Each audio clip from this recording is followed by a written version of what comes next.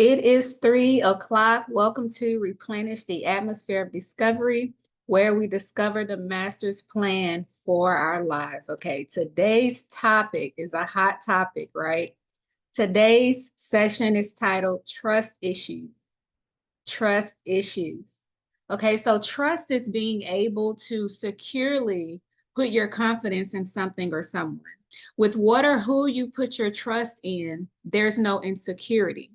Okay, it's something or someone that you can rely on. So even though sometimes we put our trust in the wrong thing, whoever or whatever we decide to put our trust in, we feel secure in that decision, right? Trust is based on expectations, okay? Trust is based on expectations.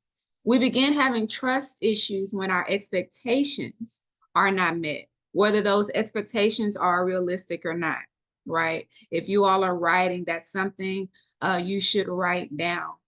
Trust is based on our expectations. When our expectations are not met, we begin having trust issues. Okay, we tend to feel less secure or confident in what falls below our standards, right? And so this starts as young as infancy. Not being fed, not being loved, not being cared for properly starts to create that lack of confidence, that lack of security, that lack of safety in whoever is supposed to be loving, caring, feeding, protecting you, right? So as we get older, the trust issues increase when our standards are too high, when our trust is in the wrong places, right? The wrong things or the wrong people.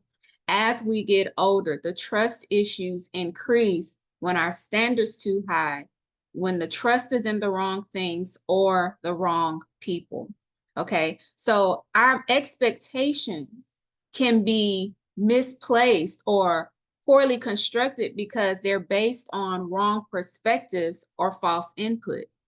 Our expectations can be misplaced or poorly constructed because they are based on our wrong perspectives or this false input, right? And we can get false input from anything. We can get it from movies, right? Some of our expectations we have is because something we've seen in a movie.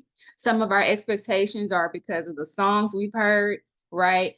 A lot of that is what our perspective is on love, right? Because of the love songs that we've heard. But is that realistic? We also can get that false input from social media, right? We can get false input from other people's opinions. We form our perspectives and our expectations based on those perspectives, right?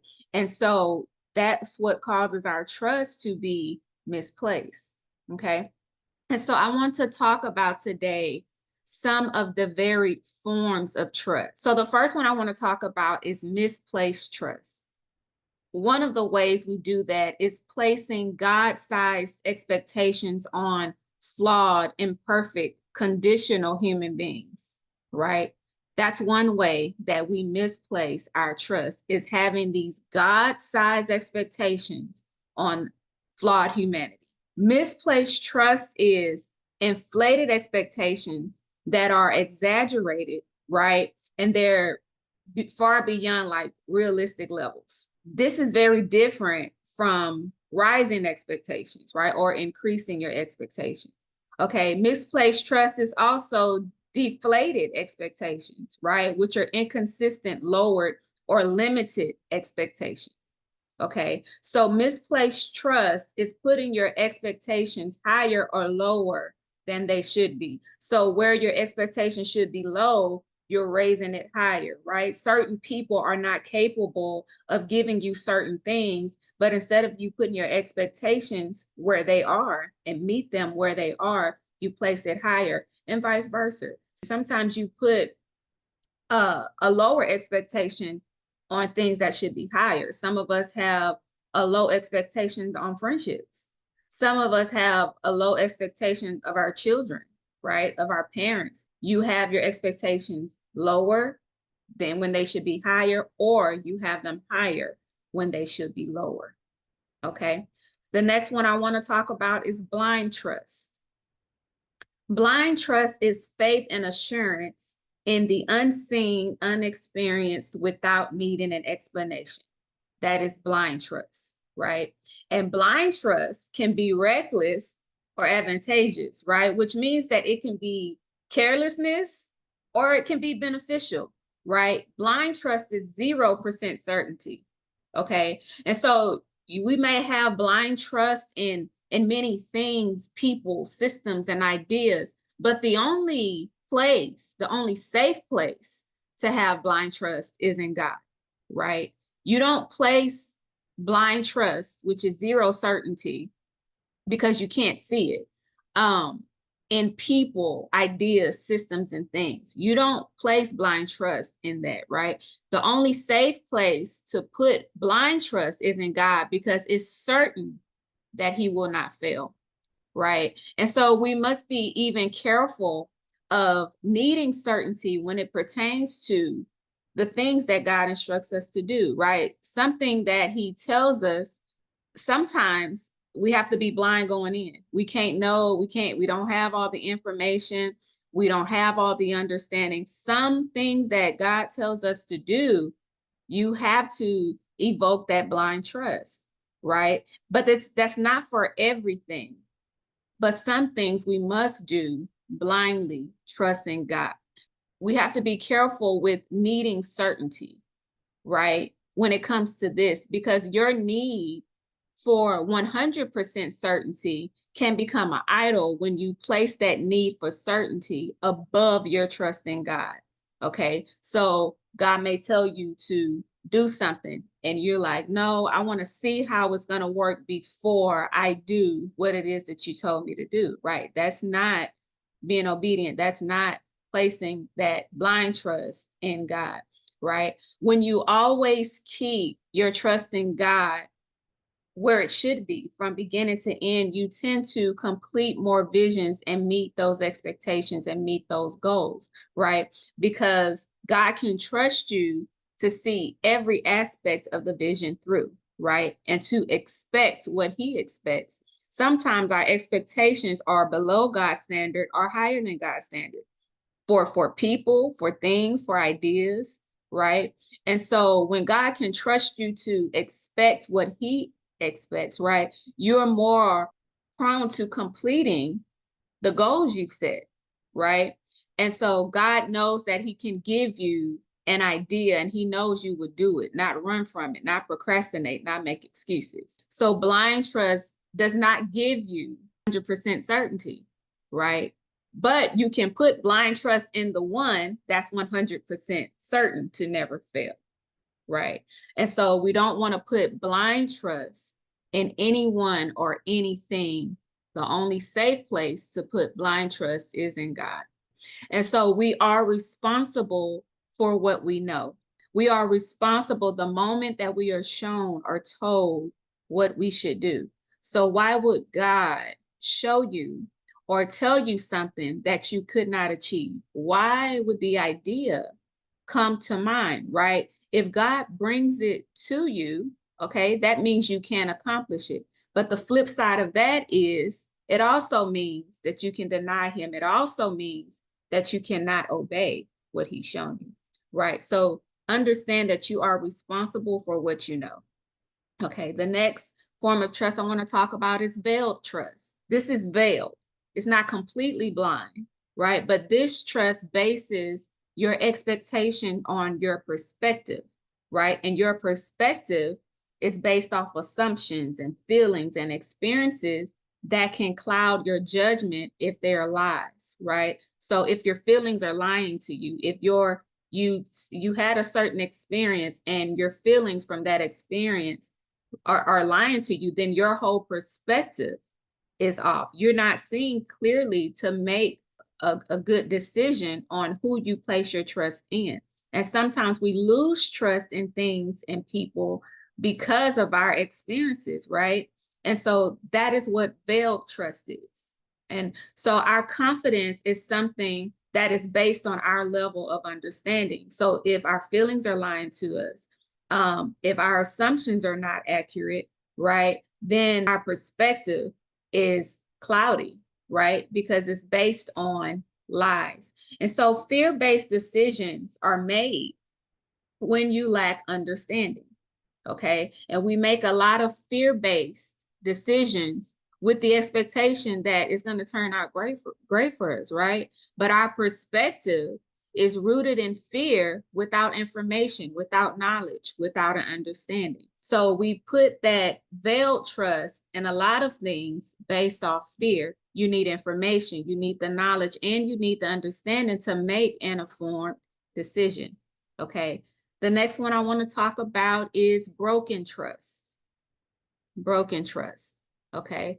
This means where you were once secure, you no longer feel that safety. You no longer feel that assurance or that confidence. So you were once assured and confident in a thing, but now something has shattered that reliance. This is broken trust. And people are more often loyal to an idea of a person, right? Their expectation of a person than the actual person, right? So we create these ideas of how we see people in our lives, how we see things in our lives more than what is actually happening, who the person authentically is, right? And so what we have to understand is that a person will become unstable at different moments in their life, right? And this is where that conditional love fails, right? That's why we're supposed to love unconditionally, because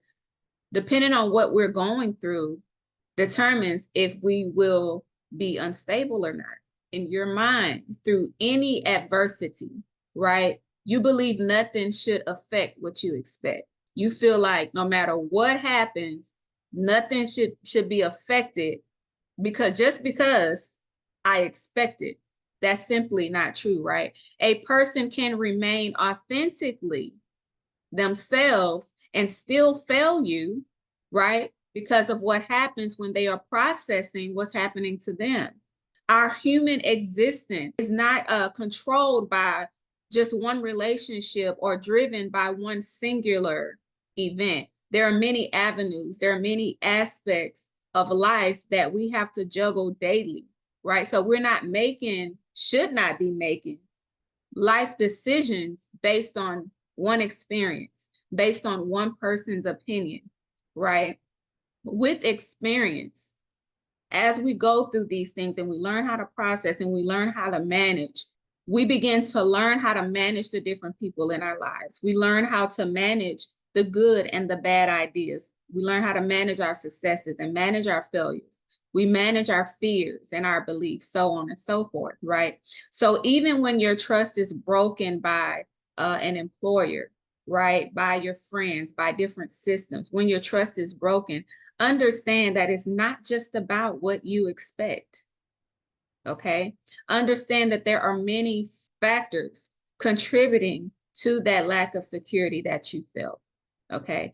And so our management system as human beings must be multifaceted. Our management system as human beings must be multifaceted. We must manage our emotions, our finances, our mind, our spirit, our relationships, the relationships that are in the relationships that we have relationships with.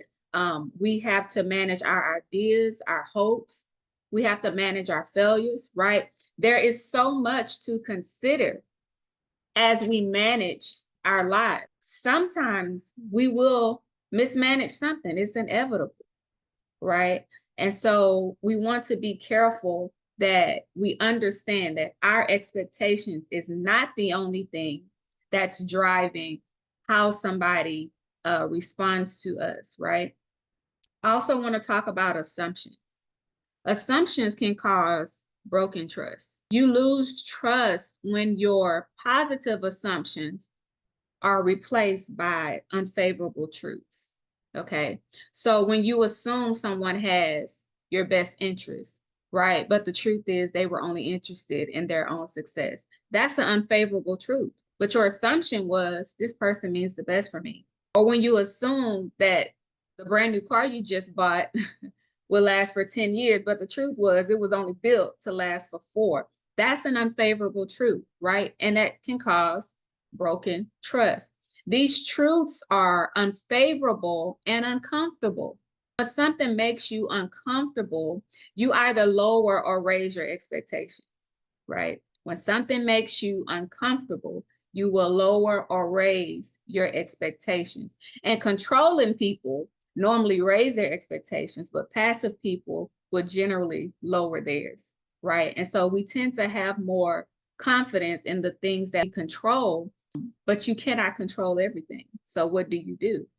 Right? You have to learn how to manage and place your trust where it needs to be. Okay. Rejection, abandonment, injustices, and betrayal violates trust because that assurance of safety is broken. Rejection, abandonment, injustices, and betrayal violates trust because that assurance, right, of safety is broken. Lack of consistency and honest communication, lack of respect, consistently crossing boundaries, violates trust, right? It breaks the trust. And so trust issues can cause feelings of helplessness and hopelessness. It causes you to regularly make negative assumptions or have these positive assumptions ignoring the actual truth, right? It causes you to have low self-esteem. It causes you to be moody and irritable, right? It causes you to have extreme fears and phobias. This is what trust issues can cause. And so we have to build our trust by having faith in the judgment of people that we know means us well, right? Even if it feels uncomfortable, okay? Always be authentically you and don't share your expectations with false realities and broken perspectives. Do not share your expectations with false realities and broken perspectives. So this means that your expectations are based on the truth without crossing the boundaries or limits of other people. You have to take that into account when you set expectations, especially for people, but really for everything, for ideas, for objects, things you purchase, right? Make sure that your expectations are based on the truth. You cannot expect things past someone else's limit, right? You cannot expect things past the limit of the things that you put your expectations in.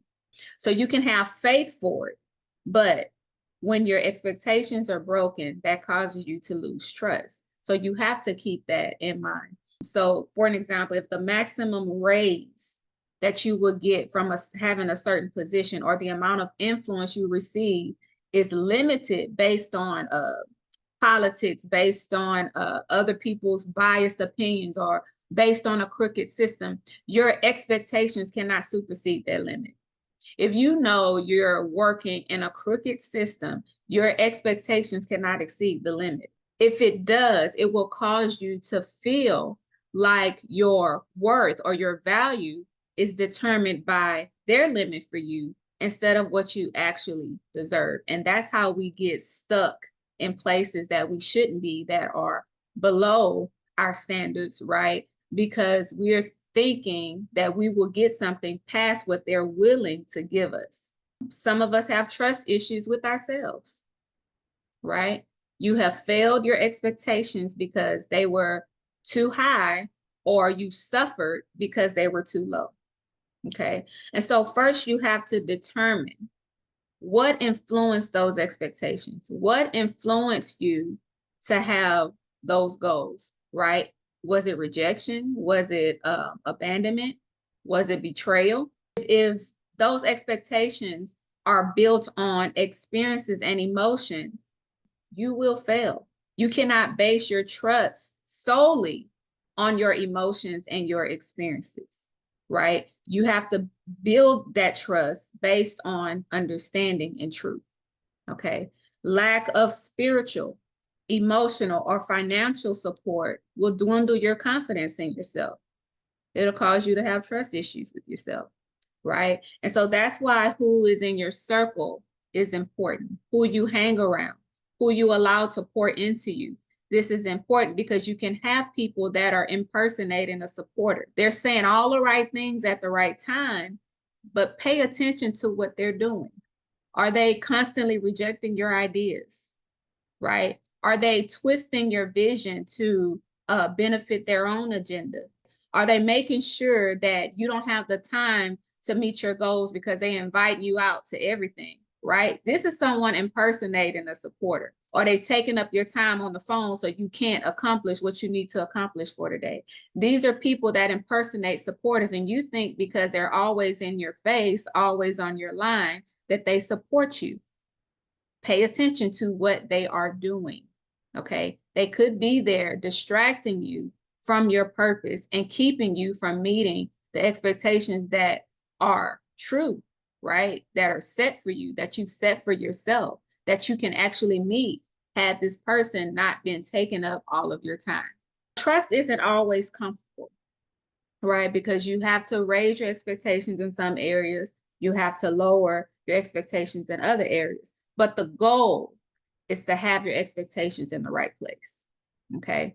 And even when you put it in the wrong place, because we will put our trust in things that we shouldn't, right?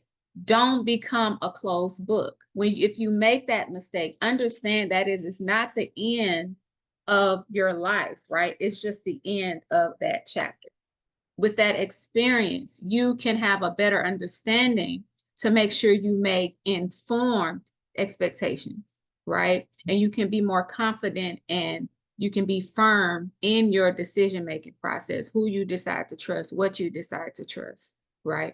So your unmanaged, unprocessed emotions, feelings, influences, and experiences should not dictate what or who you trust.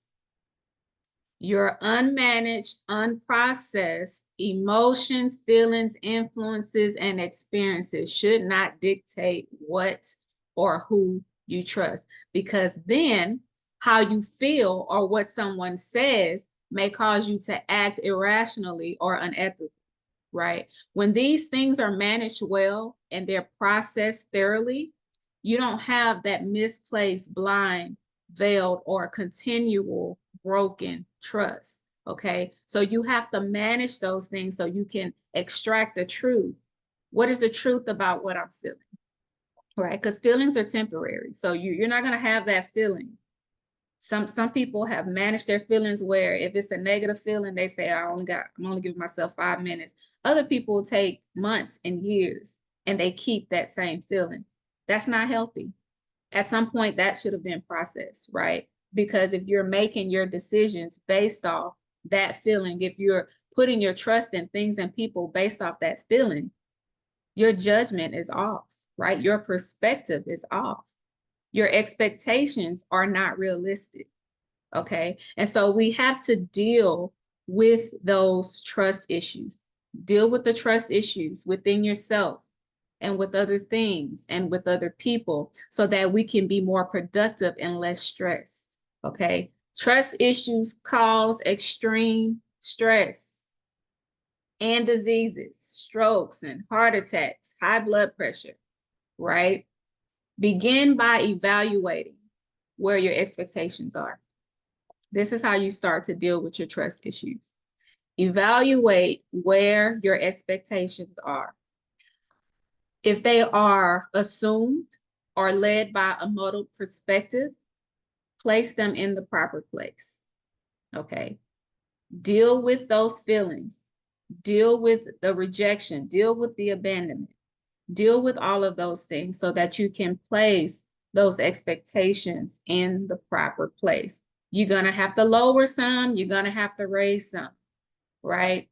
Trust should be built on truth, and that truth comes by obtaining knowledge, okay? Which means you need to be getting information. Once you understand the information given to you, then you can act out that knowledge wisely. What you expect doesn't stay the same for anything or anyone except God. This is the truth. What you expect does not stay the same for anyone or anything except for God, okay? Because he is unchanging. So know when to lower or increase your expectations to keep from having trust issues. If you have trust issues currently with yourself, with other people, with other things, with different systems, evaluate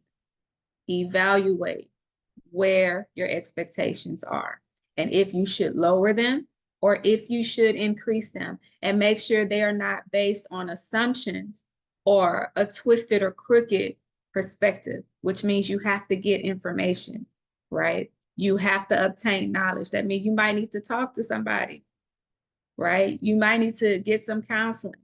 You might need to restructure your life a little bit, change some stuff, go in a different direction. It's uncomfortable, but don't let the uncomfort cause you to continue to be in that cycle of trust issues, right? And so a lot of times, lack of trust can ruin relationships that were beneficial to us. Lack of trust or having misplaced trust, placing that trust in someone or something can make us miss out on the thing that we were supposed to put our trust in, right? And sometimes even lowered expectation causes us to suffer unnecessarily. So evaluate where your expectations are. Find out if it's just an assumption. Remember, where you place your trust, where you place your expectations should be based on truth, not just your feelings. Yes, your feelings can account for some of it, right? But you're not going to be in that feeling forever. So make sure that your decisions is not based on your feelings, right? We have to learn when we misstep or place our trust in the wrong thing, that is not the end of the world, right? It's the end of that chapter. It may be the end of that job assignment. It may be the end of that relationship. It may be the end of that friendship. It may be the end of something, right? But it's not the end of your life. It's just the end of that chapter of your life. And so we have to always keep in mind what's next, right? After this, what's next? Because a lot of times we get locked into these cycles and doing things irrationally, right? Because we're not thinking about what's going to happen after this moment, after I get through this moment, because you will get through it. No matter what's happening, you will get through that moment. Okay. It's been proven. We've all been through moments where we've said, I can't get through this. We've all had them. And somehow here we are, we got through it. Right. So you will get through whatever you are experiencing. What should be on your mind is, what am I going to do after this? That gives you a future. That gives you a hope, right? That causes you not to act rashly, right? And to make better decisions and how you think and what you allow yourself to feel, right? Which of course determines how you're going to act. And so hopefully this session was beneficial to you all. I really hope that if you have trust issues with yourself, please take the time to find out what your expectations were and where they came from, right? Because if it's based on lies, you're feeling like a failure for nothing, right? Because you had the wrong expectations. So if it's you that you have trust issues with, find out where your expectations are and why. Right? Why? If your trust issues it are with other people, find out, is it the truth? Is it based on the assumptions? Is your perspective off? Okay. Find these things out and then deal with the feelings surrounding that. Okay. Don't not deal with the feeling, the feelings of from broken trust, from the betrayal, from the abandonment, from the rejection. Deal with the feelings that come along with that, right? It's not going to be comfortable, but that doesn't mean that you cannot process it. We don't like to go through and get to the healed side, right? And so we stay these unhealed version of ourselves, which that becomes how we see, that becomes how we think, which becomes who we are. And so we don't want those failures, right, to become a part of our identity. You have to decide where you're going to place that person, right? Because if you keep your expectations high, if they've already told you um, basically they're not going to meet you there, then you begin to lose value in yourself. How they treat you or how you feel begins to affect how you look at you, even though it's not true, right? It's not true. But when you keep that expectation high of someone and you've already communicated that, hey, this has been broken, and they don't try to rectify the situation, you then have to lower your expectation for that person, not lower your expectation as far as how you should be treated, right? But for that person, you place them in the place that they are. And because that feels uncomfortable, lowering, we tend not to do it, but it's okay. You're not uh erasing or doing away with your standard. You are in fact keeping your standard of how you want to be treated where it is, but you are placing your expectation of what they can give you. You're putting it where it should be, where the truth is, right? Which is what, if they're not going to rectify the issue, that's where they're letting you know that I'm not raising my expectation of myself, right, to meet you at your standard. And when you place your trust in God first, you have the expectation of people that he has, right? And that is, our hearts are wicked, right? Unless it has been sanctified by his spirit. So I do believe you can trust people that have the spirit of God, but you can't trust them like you trust God. You can have a level of trust because in order to be sharpened by others, you have to trust their judgment. You have to trust what they're saying. And I also think because of people, we don't trust God, right? So because people have failed us, because people haven't showed up for us, because people left us, we automatically think that God will, right? We automatically think that God is not hearing us because we're not being heard by people. And so I think that is an aspect as well. And then even knowing where to put people, even Jesus with his disciples, you determine how close they get to you, how much access they have to you. All of his disciples didn't have the same access to him, right? There were some that he allowed to go further with him, but even them could not be trusted because they fell asleep, right? So I think that's where we learn where to put our expectations on people, and even more specific, I'm only trusting the God in you, right? Because people can go through things and it's nothing intentional, but it can be to reveal who they really are, reveal their position in your life. Maybe God wants them to make that exit, right? And you've been refusing to separate from them, or you've made that person a God. We can make people idols, and God will have no idol, right? He will have nothing and no one above him. And so people will do things that cause an exit in your life, right? So that you can stop looking at them and turn your eyes back on God. And you see this happen with, like, I say parents and spouses. It's very easy to put our parents and our spouses on pedestals, even our children, right? We will put them, our money, our influence, we will put these things above God, and then cry when those things are taken from us or some detrimental happen, where we have to now look back at God to put him in his rightful place, because God has to show us that people will fail you. I will never fail you. Right. And so that's why we go through a lot of things, right? But keeping God as the one we trust first, from beginning to the end, that will keep us from misplacing our trust. And a lot of our prayers involve other people, and we have to understand that people have their own will.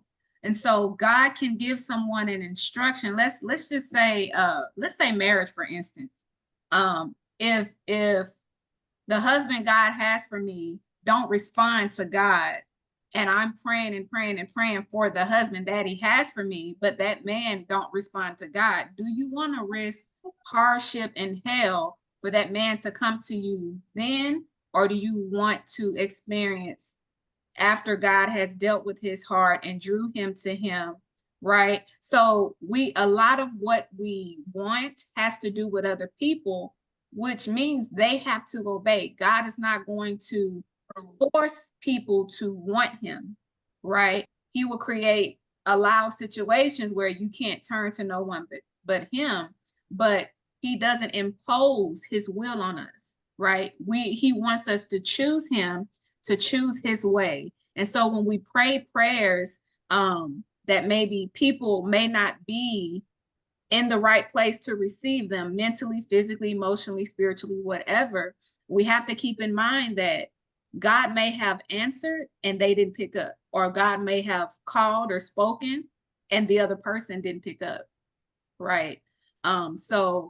Even with like the expectations and death is kind of tricky, but even still, we have to consider the expectations of those that have passed on, right? Especially with older people, you have where they want to leave, they want to go be with God, and people will pray that they stay, right? But when my father died, I saw firsthand how God's way, taking him then, was the best way, right? Because otherwise, I had a dream that he was going to be not doing what the doctors told him to do, right? If he had gotten out of the hospital, he was not going to do what the doctors told him to do. I was going to take him into my home, and I would have lost the grip on my family. My husband, my children would have had to take a back seat to caring for him, and he still was going to hurt himself horribly in my presence, right? So the way he left soundly was better than him dying in front of me in a horrible way, and we have to understand that God is just in all of his decisions. We can't ever forget that he's just, even if it's painful, even if we don't understand it, God is just. And so that's why when we do pray, we pray with God's will in mind. And sometimes we can't handle his will. We can't handle his will because it involves other people, and other people do things that deserve his wrath. And we're not willing to accept that, right? Because we think that everybody, most people should receive the goodness of God. But the fact is, our pain, the things that we go through, is what it takes for us to have a heart of repentance. It's what takes that broken heart and that contrite heart is what it takes for us to let God completely in. Like we let God in a little bit. I let him in this area, but God, you don't go in that room because all the stuff in this room is for me. You stay out of here, right? But when he desires to come in and fill all the rooms, right? So when our will is his will, we can be more accepting of the things that happen in our lives and not be so quick to turn against him. But he can handle us rejecting him and from pain, right? Because he knows what he's doing. And so don't ever think that, oh, I've rejected God, I've hated him, I didn't understand why he did this. He can handle that. He's God. He can handle our most angry thing that we want to say. He can handle our rage. He can handle any intense emotion because he's God. And so in everything that we go through throughout this life, because there's going to be more things that we go through, even in your anger, turn to him. Even in your sadness, turn to him. Even in whatever emotion you're feeling, he can handle it, right? Just don't completely turn from him, right? And so I think that is the message for us, is to keep him in his proper place. We share a lot of evil things and stuff like that that don't really benefit us as believers. But if we can have some accountability, if we can have some self-awareness, if we can have some true questions and things that we've gone to God about, we can help the world. And so it's our job to introduce our Savior, to introduce our God to the world. And even in hardship, these conversations need to be had so that people know what to do when this hardship comes, right? They're not just, because you can pray, But you also need to know what you need to do mentally and what you need to do with your emotions. What happens when your spirit is broken? You need to know those practical things and what it looks like to walk that thing out in that moment, right? Because some people, they don't even know how to pray in those moments, right? So they need to know and they need to hear what we do, right? What do we do? Do we stay faithful? Do we quit? Even if we quit, do we get back up? How do we get back up? How long does it take? We need to share these things with people. Okay. So to God be the glory. And I will see you all next Friday at 3 o'clock.